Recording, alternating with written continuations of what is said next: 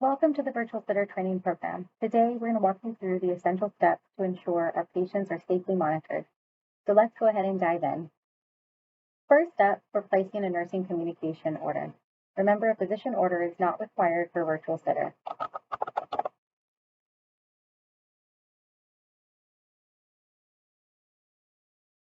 In the type of sitter, you're going to select virtual sitter, and then you're going to select the reason for the virtual sitter.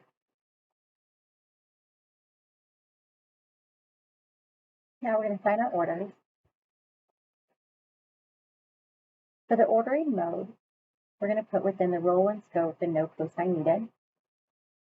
Fill in the ordering provider. And there you have it. So here you're going to notice that we've placed our sitter order. Pretty easy, right? All right, so let's go ahead and get to the second step. So let's move on to the sitter documentation. So here, if you click on the flow sheet tab, and you're going to wrench in the sitter documentation, here you're going to record all of your sitter documentation. So here on the top part in the green section, this is for the nursing documentation, and the yellow part down here, the interventions tracking, that's going to be for the virtual sitter observer.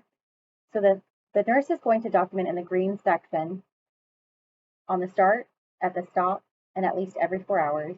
And the virtual sitter observer is going to document at least every hour. And also remember to document all of their verbal redirections.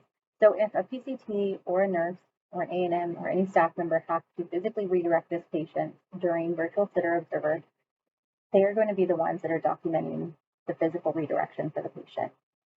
All right, so let's go ahead and get started. So we're going to select for the type of sitter, virtual sitter. For the reason, we're going to say confused. The sitter status, we are starting it. Continuously observed, we are going to say yes. This is the most important part, and please don't forget it. We need to assign the patient to virtual observer team 1. Always going to be team 1. This is a really important part because once we've assigned the patient to team 1, that patient will automatically cascade over into virtual sitter observer patient list, and they're going to be able to successfully view and monitor our patient. So that's a really important step. So we went through our nurse communication order. The second part is completing the sitter documentation and assigning our patient to team 1. Next, we're going to go into assigning the camera to the patient. So you're going to go into your Easy Navigator tab. Here on the Easy Navigator, if you scroll all the way to the left side, all the way to the bottom where you see Telesitter, you're going to notice that there's a camera select and also a quick link into your documentation for your sitter flow sheet. So let's go ahead and select the camera select. Here in the blue box, now you're going to take your scanner and you're going to scan that little QR code on the camera. And once you scan that QR code, the camera will populate here, and then you're going to click on it and you're going to hit accept.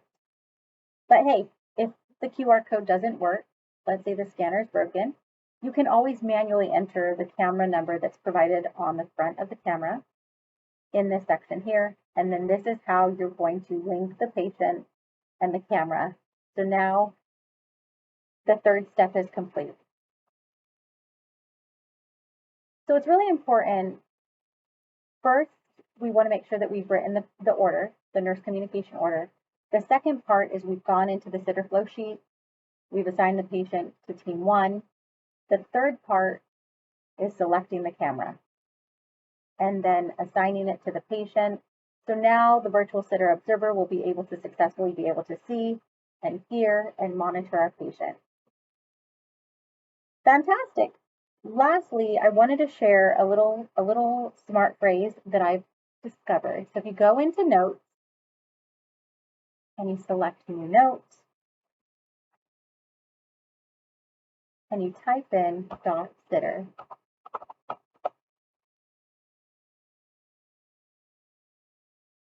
this is a nice sitter note that includes standardized observations and comments.